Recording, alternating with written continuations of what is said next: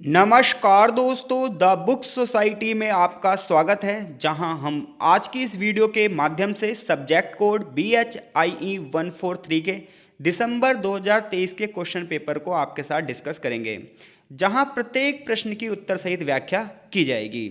जैसा कि आप सभी जानते हो कि सब्जेक्ट कोड BHIE 143 का संबंध पर्यावरण के इतिहास से है।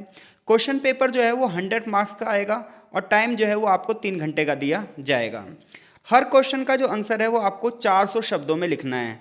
ध्यान रहे, वर्ड लिमिट क्रॉस मत करना, क्योंकि अब जो है आंसर सीट एक्स्ट्रा नहीं मिलती, बी सीट नहीं मिलती है, एक ही आंसर सीट मिलेगी आपको, उसी में ही सारा आंसर लिखना है। तो 400 शब्दों से ज़्यादा में उत्तर मत लिखना। इसके अलावा जो क्वेश्चन पेपर है वो आपका 2 पार्ट में डिवाइड होगा, भाग 1 और भाग 2 में। दोनों भाग में आपके 4-4 क्वेश्चन होंगे और इन 4 क्वेश्चनों में से आपको कोई से 2 या 3 क्वेश्चन करने हैं, यानी कि एक भाग से 2 क्वेश्चन और एक भाग से आप 3 क्वेश्चन करोगे। इस वीडियो में हम भाग 1 के शुरुआत के 3 क्वेश्चनों की चर्चा करेंगे और भाग 2 के भी 3 क्वेश्चनों की चर्चा करेंगे, यानी कि टोटल इसमें हम 6 क्वेश्चन सॉल्व करेंगे। जहां पहला क्वेश्चन है हमारा कि नदी घाटी सभ्यताओं द्वारा किस प्रकार जल संसाधनों का प्रबंधन किया जाता था। क्वेश्चन 20 नंबर का और 400 शब्दों में उत्तर देना है। चलिए अब हम इसके उत्तर की ओर बढ़ते हैं। तो देखिए, क्वेश्चन हमारा है कि भाई नदी घाटी सभ्यताओं द्वारा किस प्रकार जल संसाधन का प्रबंधन किया जाता था। अगर आपको इस आंसर की PDF चाहिए तो आप हमारे टेलीग्राम ग्रुप में जुड़ सकते हैं या आप मुझे पर्सनली व्हाट्सएप भी कर सकते हैं। तो देखो भाई, सबसे पहली बात है कि नदी घाटी सभ्यताएं क्या हैं, और दूसरी बात इसमें ये बताना है आपको कि वो वाटर जो रिसोर्सेज हैं हमारे, उसके मैनेजमेंट कैसे करती थी, जल संसाधनों को प्रबंधन कैसे करती थी। तो देखिए, प्राचीन काल में जितनी भी सभ्यताएं बसी हैं वो किसी न किसी नदी के किनारे ही बसी हैं। तो प्रारंभिक जो बस्तियां बसी, इंसान की जो बसावट शुरुआत हुई वो कहाँ से शुरुआत हुई? नदियों के किनारे। क्यों? क्योंकि देखो भाई, नदियाँ ही पहले के टाइम पर वाटर का एक सोर्स थी। पीने के पानी का सिर्फ एकमात्र स्रोत जो थी वो नदियाँ ही थीं, और नदियों के किनारे की जो भूमि थी उसमें उपजाऊपन भी बहुत ज़्यादा था। तो प्रारंभिक बस्तियां जो बसी वो नदियों के किनारे ही बसी, क्योंकि कृषि कार्यों के लिए उपजाऊ जमीन की जरूरत थी और साथ ही साथ पानी की भी जरूरत थी, और ये दोनों ही चीज़ें हमें कहाँ से मिल सकती थी? नदियों के किनारे से ही, क्योंकि नदियाँ ही पानी के पीने की आपूर्ति करवा सकती थी। और नदियों के माध्यम से ट्रांसपोर्टेशन भी होता था, नाव के माध्यम से एक जगह से दूसरी जगह भी जाया जा सकता था। फसलों की खेती के लिए उपजाऊ मिट्टी भी नदियों के किनारे ही मिलती थी। तो इसलिए जो प्रारंभिक समाज की बसावट शुरू हुई वो नदियों के किनारे ही शुरू हुई। तो इतनी बात आपको पता चल गई कि भाई शुरुआत में जो सभ्यता बसी वो नदियों के किनारे क्यों बसी। तो शुरुआत में सभ्यताओं की बसावट नदियों के किनारे इसलिए हुई क्योंकि नदियां ही पीने के पानी की आपूर्ति का साधन थी, परिवहन का साधन थी, और साथ ही साथ फसलों की खेती के लिए उपजाऊ मिट्टी का भी माध्यम थी।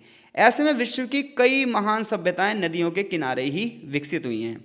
चाहे आप मेसोपोटामिया की सभ्यता पढ़ लो, चाहे आप हड़प्पा सभ्यता भारत में पढ़ लो, चाहे आप चीन की सभ्यता के बारे में पढ़ लो, ये सभी सभ्यताएं नदियों के किनारे स्थित थीं।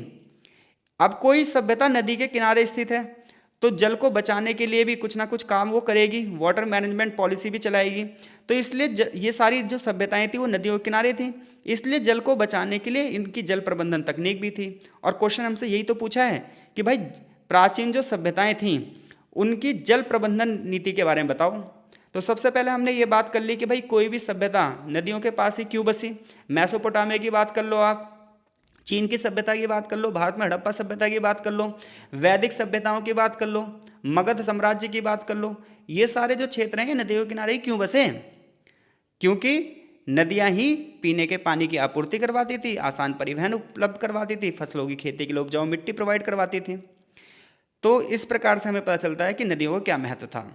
अब चूंकि पानी का अपनी एक इम्पोर्टेंस है, तो ये सभ्यताएं वाटर मैनेजमेंट पॉलिसी को कैसे रखती थी, हम यहाँ पर हड़प्पा सभ्यता की जल प्रबंधन नीति का अध्ययन करेंगे। यानी कि हम यहाँ पर यह लिखेंगे कि हड़प्पा सभ्यता के लोग पानी को बचाने के लिए क्या करते थे, और साथ ही साथ अपने क्षेत्र में पानी से संबंधित जितने भी इंफ्रास्ट्रक्चर था, जितना भी निर्माण था, उसको उन्होंने कैसे किया था। तो देखो, हड़प्पा सभ्यता जिसे हम सिंधु घाटी सभ्यता के नाम से भी जानते हैं, ये प्राचीन भारत की सबसे उन्नत और नगरीय सभ्यता थी। पूरी दुनिया की अगर पहली नगरीय सभ्यता कहा जाता है तो हड़प्पा सभ्यता को ही कहा जाता है। और इस सभ्यता में जल प्रबंधन को बहुत ज़्यादा महत्व दिया गया था, बहुत ही कुशलतापूर्वक से और बहुत ही मैनेज तरीके से इसे मैनेज किया गया था। और इसकी जो विशेषताएं थी वो क्या थी, हम इसकी बात करने जा रहे हैं। तो जल प्रबंधन नीति की सबसे पहली विशेषता जो होती है हड़प्पा की, वो ये था कि ड्रेनेज सिस्टम इनका बड़ा ज़बरदस्त था, यानी कि उन्नत जल निकास प्रणाली थी। तो देखो भाई, कोई भी सभ्यता अगर अच्छे से बसी होगी तो उसकी एक उन्नत जल निकास प्रणाली भी होगी। उन्नत जल निकास प्रणाली का मतलब है नालों का निर्माण अच्छे से किया गया होगा ताकि बारिश वगैरह के दौरान पानी ना भर जाए। तो हड़प्पा की बात करोगे तो आज से 5000 साल पहले हड़प्पा नाम के शहर, मोहनजोदड़ो नाम के जो शहर थे, इनकी जो जल निकास प्रणाली थी वो बड़ी सिस्टमेटिक वे में थी। अगर आप आज भी देखो तो भारत के बहुत सारे हिस्से ऐसे हैं जहाँ पर अच्छे से जल निकास प्रणाली नहीं है, बारिश में पानी भर जाता है। लेकिन आज से 5000 साल पहले हड़प्पा में, मोहनजोदड़ो में एक सुव्यवस्थित जल निकास प्रणाली है, एक सिस्टमेटिक वे है, जहाँ घरों और सड़कों के नीचे पक्की ईंटों से बनी नालियाँ बनाई गई थी जो पानी और गंदगी को मुख्य नालियों तक ले जाती थी। हर घर जो था वो किस नाली से जुड़ा हुआ था ताकि घर का जो गंदा पानी है उसमें निकल सके। यानी कि जैसे आज आप देखते हो कि घरों के किनारे को नालियों से जोड़ा जाता है और फिर ये नालियाँ थोड़ी थोड़ी दूर पर यहाँ हौदियाँ बनी होती हैं और इन हौदियों में कचरा रुक जाता है और फिर यहाँ से सफाई होती है। ये व्यवस्था आज से 5000 साल पहले भी हड़प्पा में थी। तो भाई हड़प्पा में अगर आप वाटर मैनेजमेंट देखोगे तो बड़ा ज़बरदस्त तरीके से किया गया था, जिसमें हम सबसे पहले ड्रेनेज सिस्टम की बात कर रहे हैं, उन्नत जल निकास प्रणाली की बात कर रहे हैं। यानी कि हड़प्पा के जो लोग थे उन्होंने अपने शहरों से पानी बाहर निकालने के लिए एक व्यवस्थित तरीके से ड्रेनेज सिस्टम बना रखा था, नालियाँ बना रखी थी जो कि गंदे पानी को और गंदगी को बाहर ले जाती थी। दूसरी बात यह है कि उन्होंने पानी को बचाने के लिए कुओं का निर्माण किया था। तो हड़प्पा सभ्यता के कई घरों में निजी कुएं मिले हैं जिससे नागरिक शुद्ध पीने का पानी प्राप्त करते थे। ये कुएं ईंटों से भी बनाए गए थे और लंबे समय तक टिकाऊ थे। हड़प्पा खुदाइयों से लगभग 700 कुओं के साक्ष्य प्राप्त हुए हैं।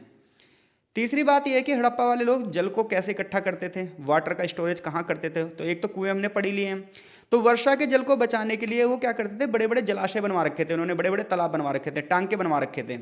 हड़प्पा की खुदाई से एक विशाल स्नानागार मिला है, महान स्नानागार मिला है जो कि मोहनजोदड़ो में स्थित था, जो कि एक बहुत बढ़िया उदाहरण है। जैसे आजकल पुल होते हैं तो क्या होता है, उसमें तीनों तरफ क्या होता है, सीढ़ियाँ बनी होती हैं नीचे उतरने के लिए, बीच में एक ताल होता है बड़ा सा जिसमें जाए जाते हैं। इसी को महान स्नानागार कहा गया हड़प्पा का।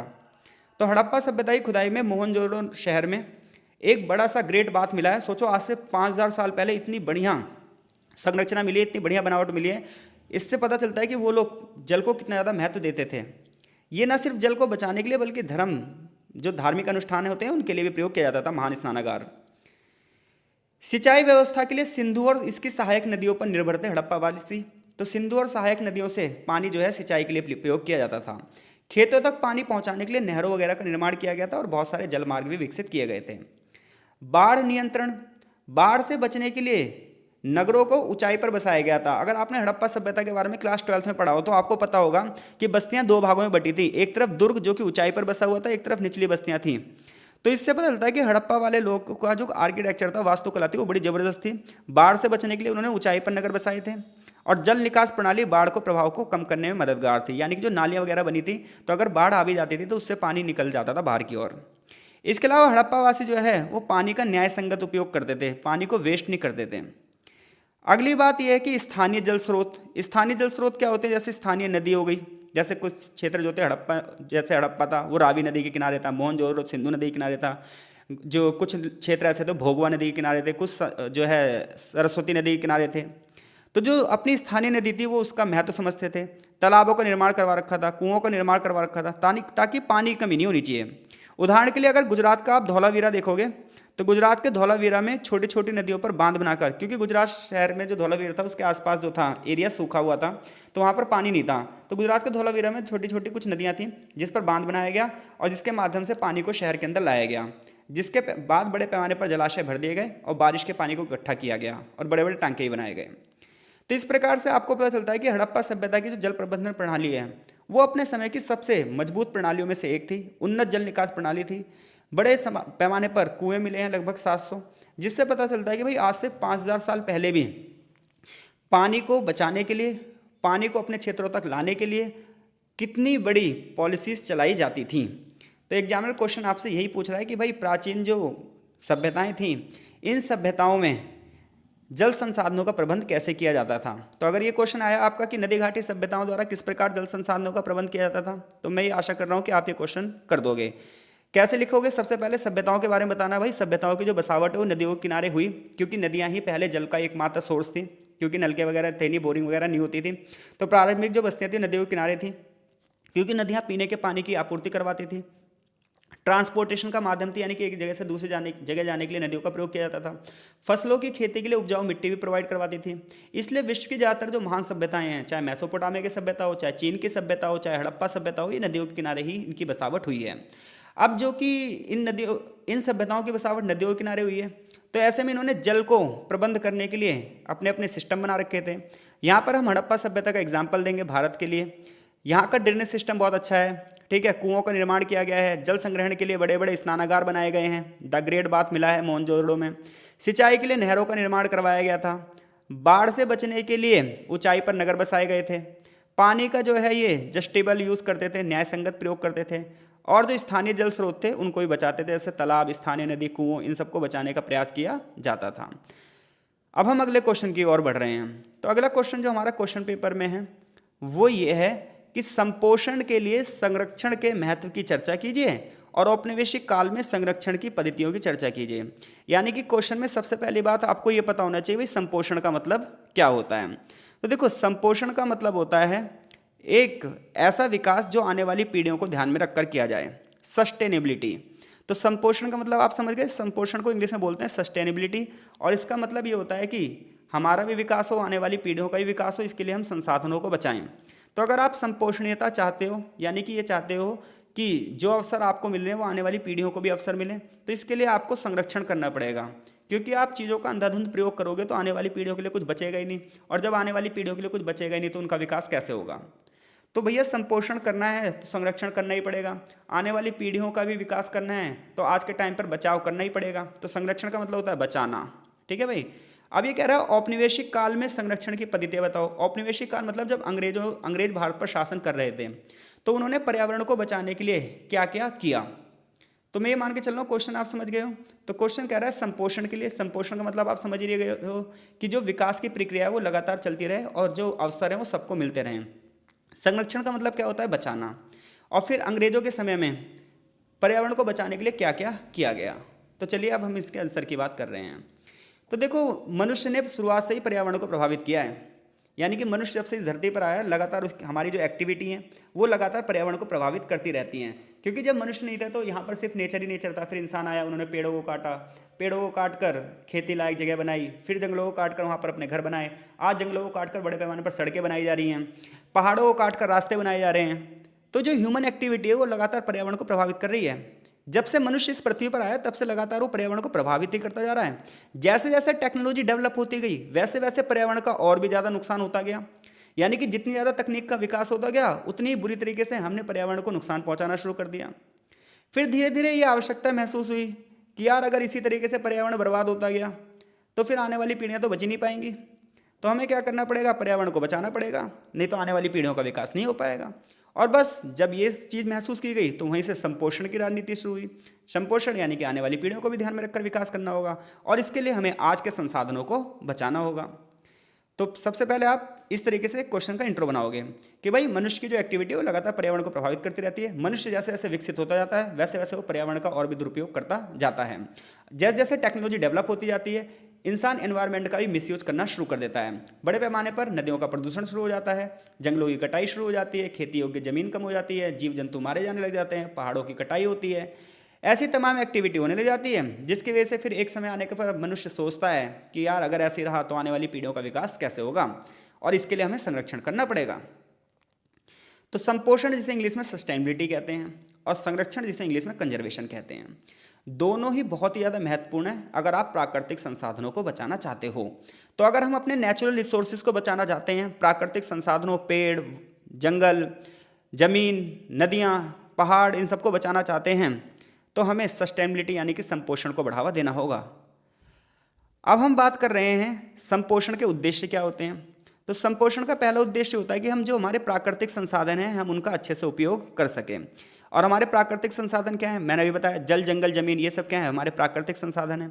अगर इन संसाधनों का हम ज़्यादा प्रयोग करेंगे, गलत तरीके से प्रबंध करेंगे तो पर्यावरण में क्या हो जाएगा, असंतुलन पैदा हो जाएगा। जैसे कि आज आप देख रहे हो बड़े पैमाने पर ग्लोबल वार्मिंग हो रही है, ग्लेशियर्स पिघल रहे हैं। ये क्या है, संसाधनों का ज़्यादा प्रयोग करने की वजह से तो ये कार्बन ज़्यादा बढ़ता जा रहा है। इसके अलावा संपोषण का दूसरा उद्देश्य है, हम ये पढ़ रहे हैं भाई संपोषण की जरूरत क्यों है। तो संपोषण की जरूरत इसलिए है, पर्यावरण को बचाने की जरूरत इसलिए है ताकि प्राकृतिक संसाधनों का हम उपयोग कर सकें। दूसरी बात यह है कि जो बायोडायवर्सिटी है उसकी सुरक्षा हो सकती है। देखो, जैव विविधता का मतलब क्या है? जैव विविधता का मतलब यह है जीवों की विभिन्नताएं। कोई भी एक क्षेत्र है तो उस क्षेत्र में देखो इंसान भी रहता होगा, बहुत सारे जानवर भी रहते होंगे, ठीक है, बहुत सारे पशु पक्षी भी रहते होंगे, बहुत सारे बैक्टीरिया भी रहते होंगे, कवक भी रहते होंगे। तो इस प्रकार से पूरा का पूरा एक एनवायरनमेंट बनता है जहाँ बहुत सारी जातियाँ प्रजातियाँ रहती हैं। इसी प्रकार से एक जंगल के अगर हम एनवायरनमेंट की बात करें तो क्या होगा?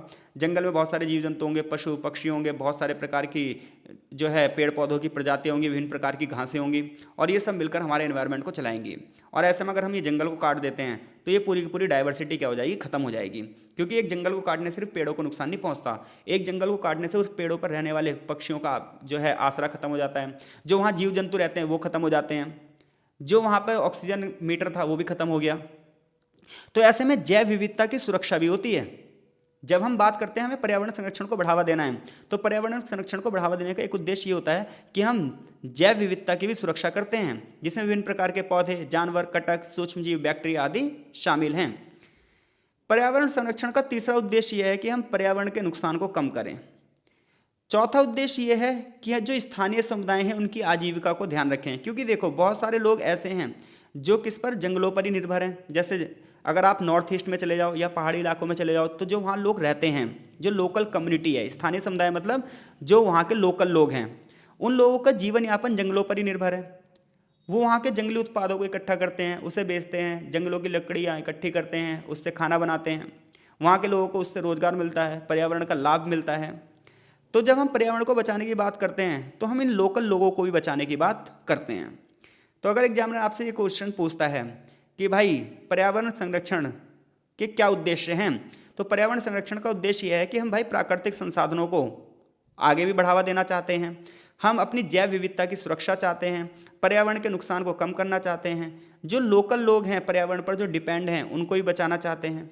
अब हम बात कर रहे हैं कि अंग्रेजों के टाइम पर यानी कि औपनिवेशिक काल में पर्यावरण को बचाने के लिए क्या किया गया। तो देखो पहली बात तो ये ध्यान रखना, अंग्रेजों ने पर्यावरण को बचाने के लिए कुछ भी नहीं किया, वो सिर्फ पर्यावरण का यूज़ अपने तरीके से करना चाहते थे। तो उन्होंने जनता को दिखाने के लिए जंगलों से उन्हें बाहर कर दिया। तो औपनिवेशिक काल में जो अंग्रेजों ने नीतियां चलाईं, उन नीतियों का उद्देश्य यही था कि वो अंग्रेजों को फ़ायदा पहुंचाएं, यानी कि उपनिवेशों को फ़ायदा पहुंचाएं। इसका उद्देश्य ये था कि प्राकृतिक संसाधनों का प्रयोग सिर्फ अंग्रेज करें। क्योंकि जब अंग्रेजों के टाइम पर भारत कैसा था, ज़्यादातर लोग जंगलों में ही निवास करते थे, वहाँ जंगली लकड़ियों का प्रयोग करते थे। अब अंग्रेज चाहते थे कि इन जंगलों की लकड़ियों का प्रयोग वो करें, जंगली जीव जंतुओं का प्रयोग वो करें। तो ऐसे में उन्होंने नए नए नियम कानून बनाए और दिखाने के लिए तो ये कह दिया कि भाई हम पर्यावरण को बचाना चाहते हैं, दूसरी तरफ उस पर्यावरण का वो खुद ही मिसयूज करते थे।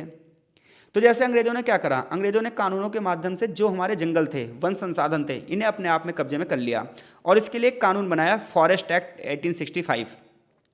तो औपनिवेशिक सरकार ने यानी कि अंग्रेजी सरकार ने वन को अपने कब्जे में ले लिया और जो वहाँ के लोकल लोग थे उन्हें जंगलों से भगा दिया। अब इन लोगों ने, अंग्रेजों ने क्या करा, उन वन का उपयोग जो वहाँ की लकड़ियाँ थी उन्हें काटा, रेलवे लाइन बिछवाई और दूसरे देशों में निर्यात भी किया लकड़ियों को। इसके अलावा जो वनों से उन्हें अन्य सामग्रियाँ मिली उनका भी एक्सपोर्ट किया गया। तो इस प्रकार से अंग्रेजों ने जंगलों को बचाने के लिए पॉलिसीज तो चलाई, लेकिन खुद ही जंगलों का दुरुपयोग करने लगे। ये तो वही वाली बात हो गई कि बचाने के लिए चौकीदार रखा और चौकीदार ही चोर निकला। दूसरी बात है वन संरक्षण की शुरुआत। अंग्रेजों ने क्या करा, वनों को बचाने की शुरुआत करी। तो औपनिवेशिक शासन के दौरान वन संरक्षण की आवश्यकता महसूस हुई, लेकिन सेम वही वाली बात यहाँ पर भी उन्होंने क्या करा, अपने फायदे की बात करी।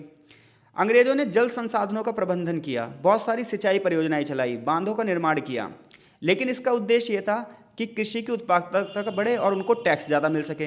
तो अंग्रेजों ने क्या करा, वाटर मैनेजमेंट भी किया, जिसमें उन्होंने बहुत सारी नहरों का निर्माण किया, बहुत सारे बांधों का निर्माण किया। लेकिन इसका उद्देश्य ये नहीं था कि किसानों को फायदा पहुंचे, इसका उद्देश्य तो ये था कि किसानों की खेती में उपज और भी ज़्यादा हो, और जब ज़्यादा उपज हो तो अंग्रेज ज़्यादा लगान वसूल सकें। अंग्रेजों की तीसरी नीति थी खनिज संसाधनों की लूट। बड़े पैमाने पर लोहे की खानों से लोहा निकाला गया, कोयले की खानों से कोयला निकाला गया और उसे ब्रिटेन की ओर सप्लाई कर दिया गया। तो हमारे देश के जो संसाधन थे, खनिज थे, इनका बड़े पैमाने पर उन्होंने लूट की।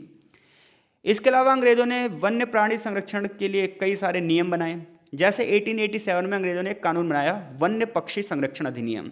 यह अधिनियम पास किया गया। इस कानून के तहत यह कहा गया कि अगर भाई आपने किसी भी जंगली पक्षी को मारा या पकड़ा या अपने पास रखा या उसे बेचा तो ये गैर कानूनी है, इसके लिए आपको सजा मिलेगी। 1912 में फिर से ऐसे एक और कानून पास किया गया। 1932 में बंगाली गैंडों को बचाने के लिए गैंडा संरक्षण अधिनियम पास किया गया। इसमें एक आगे भाई, अगर आपने गैंडों को मारा, घायल किया या गैंडों को पकड़ा तो फिर आपको सजा दी जाएगी। तो इस प्रकार से अंग्रेजों के समय पर लगातार विभिन्न प्रकार के नियम बनाए गए, कानून बनाए गए। अंत में आप एक निष्कर्ष लिखोगे कि औपनिवेशिक काल में पर्यावरण को संरक्षण की जो पद्धति थी वो आर्थिक शोषण पर आधारित थी, यानी कि अंग्रेज दिखावे के लिए तो नियम बना रहे थे लेकिन खुद शोषण करना चाहते थे। तो अगर आपको पर्यावरण को बचाना है भैया तो संपोषण करना होगा, संरक्षण करना होगा, तभी मानव का कल्याण हो सकता है। तो अगर एग्जामिनर आपसे एक क्वेश्चन पूछता है कि संपोषण के लिए संरक्षण जरूरी क्यों है, तो आप बोलोगे संपोषण का अर्थ होता है कि हम अपने संसाधनों का प्रयोग इस प्रकार से करें कि हम भी संसाधनों का प्रयोग कर पाएं और हमारी आने वाली पीढ़ियां भी संसाधनों का प्रयोग कर पाएं। क्योंकि अगर हम संसाधनों का प्रयोग बहुत ही गलत तरीके से करेंगे, अंधाधुंध करेंगे, तो आने वाले टाइम पे ये रिसोर्सेज खत्म हो जाएंगे और आने वाली पीढ़ियां अपने अवसरों से वंचित रह जाएंगी। ऐसे में हम चाहते हैं कि लगातार चीज़ें चलती रहें, तो हमें पर्यावरण को बचाना होगा ही होगा और इसके लिए पर्यावरण संरक्षण पर ध्यान देना ही होगा। जब हम पर्यावरण का संरक्षण करते हैं तो न सिर्फ प्राकृतिक संसाधनों को बचाते हैं बल्कि बायोडाइवर्सिटी यानी कि जल, जंगल, जमीन सबकी रक्षा करते हैं, पर्यावरण के नुकसान को कम करते हैं, लोकल जो लोग होते हैं वहाँ पर जंगलों में रहने वाले या पहाड़ों पर रहने वाले, उनके भी हितों की सुरक्षा करते हैं। अंग्रेजों के टाइम पर पर्यावरण को बचाने के लिए बहुत सारे नियम कानून पास किए गए और आज भी भारत सरकार जो है लगातार नए नए नियम कानूनों को बनाती रहती है। जैसे प्रोजेक्ट टाइगर की शुरुआत की गई 1973 में, 1992 में प्रोजेक्ट एलिफेंट की शुरुआत की गई। तो इस प्रकार से सरकार लगातार नियम कानून बनाती रहती है ताकि पर्यावरण को बचाया जा सके। अगला क्वेश्चन बड़ा ही जबरदस्त है कि भारतीय दर्शन में वनों और जल के महत्व पर चर्चा करूं। क्वेश्चन पेपर में भी मैं दिखा देता हूं वरना आप कहोगे अपनी तरफ से बता रहे हैं जी। तो देखो क्वेश्चन नंबर 3 है, भारतीय दर्शन में वनों और जंगल का महत्व क्या था। तो देखिए, जब आप इंडियन फिलॉसफी पढ़ते हो और उसमें वनों और जल की बात करते हो तो दोनों का महत्व धार्मिक था। तो जब इंडियन फिलॉसफी यानी कि भारतीय दर्शन आप पढ़ोगे तो चाहे आप जंगलों की बात करोगे चाहे आप पानी की बात करोगे, दोनों ही जीवन से जुड़े हुए थे, दोनों ही अध्यात्म से जुड़े हुए थे। ये माना गया कि भारतीय संस्कृति में पर्यावरण और प्रकृति का आपस में बहुत ही गहरा संबंध है। तो जब आप भारतीय दर्शन को देखोगे तो वहाँ पर अगर आप वनों की बात करोगे तो ये माना गया है वन तो जीवन का आधार होते हैं। आज भी आप देखोगे बहुत सारे लोग जो गाँव में निवास करते हैं, जो हमारी ग्रामीण जनसंख्या है, वो क्या करती है, वनों को जीवन का आधार मानती है। लोग पेड़ों पर जल चढ़ाते हैं, प्रकृति का धन्यवाद करते हैं। आज भी बहुत सारे लोग ऐसे हैं कि तुलसी को माता के रूप में पूजते हैं और जब तुलसी के पौधे से पत्तों को तोड़ते हैं तो पहले हाथ जोड़ लेते हैं। इसी प्रकार से केलों के पत्तों की पूजा की जाती है। तो भारतीय दर्शन की अगर आप बात करोगे भैया, भारतीय दर्शन में वनों का अलग ही महत्व है। वनों को प्रकृति का हृदय माना गया है। भारतीय ग्रंथों में वन्य जीवों के संरक्षण की बात की गई है। आप वेदों का अध्ययन करो, पुराणों का अध्ययन करो, हर एक में वनों को जीवनदायिनी शक्ति के रूप में माना गया है कि जीवन देने वाली शक्ति है वन। भारतीय दर्शन में जो वन है वो आध्यात्मिक स्थल है, यानी कि जो ऋषि मुनि थे वो तपस्या कहाँ करते थे, वनों में करते थे। वेदों में वनों की 3 श्रेणियां हैं, तपोवन, महावन और श्रीवन। अब देखो जो तपोवन है, तपोवन की उत्पत्ति जो है वो तप शब्द से हुई है और तप का मतलब होता है ध्यान करना।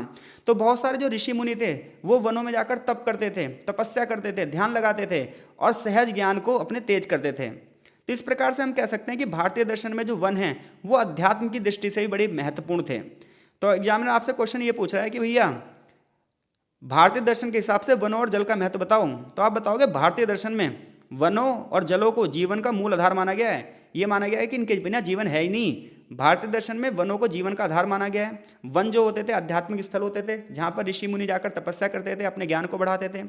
भारतीय दर्शनों में वनों को ध्यान, साधना और योग के लिए आदर्श स्थान माना गया है। ऋषि मुनियों की जितनी भी तपस्या थी, जितना भी उन्हें ज्ञान प्राप्त हुआ था वनों में ही प्राप्त हुआ था। चाहे आप महात्मा बुद्ध को भी देख लो, उन्हें भी एक पेड़ के नीचे ही ज्ञान की प्राप्ति हुई थी। इसी प्रकार से आप वेदों का, पुराणों का अध्ययन करोगे, उपनिषदों का अध्ययन करोगे तो वन जो है, वन्य आश्रम एक महत्वपूर्ण स्थान था। तीसरी बात यह थी कि वनों का आर्थिक और औषधीय योगदान था। तो अभी मैंने बताया आपको वनों को 3 श्रेणियों में बांटा गया था। एक थे तपोवन, तो तपोवन किस लिए थे, तपस्याओं के लिए। एक थे महावन, तो जो महावन होते थे ये आकार में बड़े होते थे, सभी जंगली पौधे होते थे, यहाँ पर पेड़ होते थे, जड़ी बूटियाँ होती थी, झाड़ियाँ होती थी, जानवरों का निवास स्थान होते थे।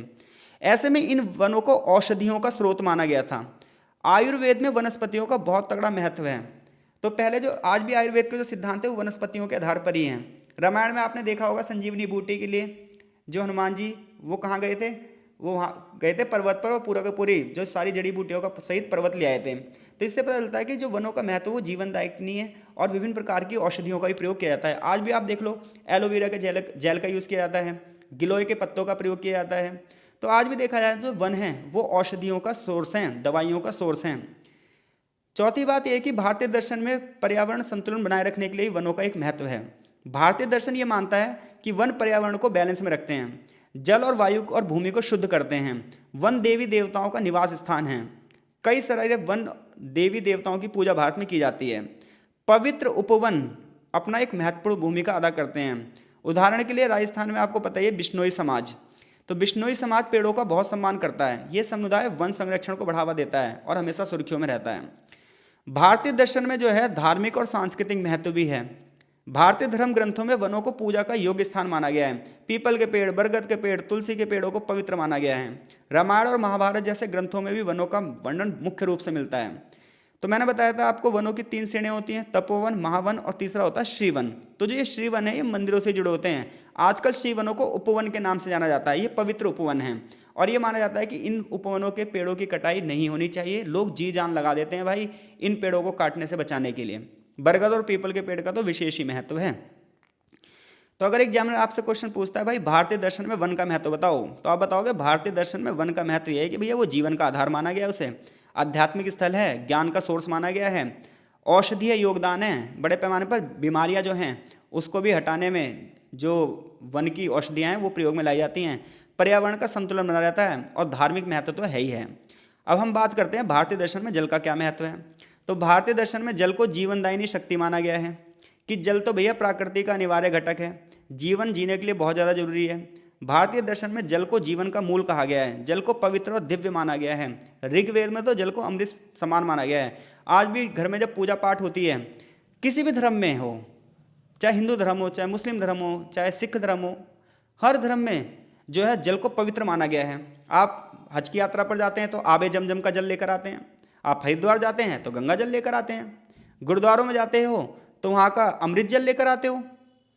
तो भाई जल की बात करो अगर भारतीय दर्शन में खास तौर पर, तो ये एक जीवनदायिनी शक्ति के रूप में माना गया, इसे अमृत माना गया है। जल पवित्र माना गया है, जल शुद्ध माना गया है। गंगा, यमुना, सरस्वती जैसी नदियों को देवी का स्थान प्राप्त है भारतीय दर्शन में। जल को पंच तत्वों में माना गया है, यानी कि पृथ्वी, जल, अग्नि, वायु और आकाश, ये पंच तत्व होते हैं। और जल का उपयोग ध्यान और साधना में भी किया जाता है, मानसिक और शारीरिक शुद्धता में भी किया जाता है भारतीय दर्शन में। जल का महत्व जो है पर्यावरण में तो है ही है, क्योंकि नदियाँ सूख जाएंगी, तालाब सूख जाएंगे तो लोग प्यासे ही मर जाएंगे। तो पर्यावरण में इसकी अपनी एक अलग ही भूमिका है। ज़्यादातर जो धार्मिक स्थल हैं वो भारतीय दर्शन में नदियों के किनारे ही हैं, जैसे कि कुंभ मेला सबसे बड़ा मेला होता है भारत का, जो कि गंगा, यमुना और सरस्वती नदियों के संगम पर इस बार महाकुंभ लगा था। जलाभिषेक जैसी जो प्रथाएं हैं ये जल के महत्व को प्रदर्शित करती हैं। तो इस प्रकार से जल और वन का समन्वित दृष्टिकोण देखोगे तो भारतीय दर्शन में वनों और जलों का आपस में परस्पर संबंध है। वनों के संरक्षण से जल स्रोत सुरक्षित रहते हैं, यानी कि वन और जल दोनों एक दूसरे पर जुड़े हैं। अगर वन रहेंगे तो जल रहेंगे, क्योंकि वन रहेंगे तो वर्षा अच्छी होगी, वर्षा अच्छी होगी तो जल के सोर्स बढ़ेंगे, और जल रहेगा तो वनों का विकास होगा, क्योंकि पानी से सिंचाई होगी और पेड़ों को पानी मिलेगा तो जंगल भी आगे बढ़ेंगे। तो इस प्रकार से पर्यावरण और जल दोनों एक दूसरे पर क्या हैं, निर्भर हैं। अतः भारतीय दर्शनों में वनों और जलों का अपना अलग महत्व है। ये ना सिर्फ जीवन जीने के लिए बल्कि अध्यात्म, संस्कृति और धर्म से भी जुड़ा हुआ है। मैं आशा कर रहा हूँ कि चीज़ें आपको अच्छे से समझ में आ रही होंगी। कमेंट बॉक्स में अपनी प्रतिक्रिया जरूर देना, और अगर आपको ये PDF चाहिए तो आप हमसे कांटेक्ट कर सकते हैं। अब हम बात कर रहे हैं अगले क्वेश्चन की ओर। तो देखो अब तक हमने सेक्शन A के 3 क्वेश्चन डिस्कस कर लिए हैं आपके साथ। चौथा क्वेश्चन टिप्पणी वाला है, तो हम इस पर डिस्कस नहीं कर रहे हैं, क्योंकि जो है टिप्पणी वाले जो क्वेश्चन है इसे लिखने में ज़्यादा समय लग जाता है, तो हम इस वाले क्वेश्चन को आपके साथ अभी डिस्कस नहीं कर रहे हैं। अगर जरूरी लगा तो अगली वीडियो में हम करेंगे। अब हम भाग 2 की बात कर रहे हैं। भाग 2 में 5वां, 6वां और 7वां क्वेश्चन हम डिस्कस करेंगे, लेकिन इसके लिए हम इस वीडियो के भाग 2 में ही इसकी चर्चा करेंगे, वरना वीडियो काफ़ी लेंथी हो जाएगी। तो मिलते हैं आपसे इस वीडियो के भाग 2 में, तब तक के लिए आपका बहुत बहुत धन्यवाद।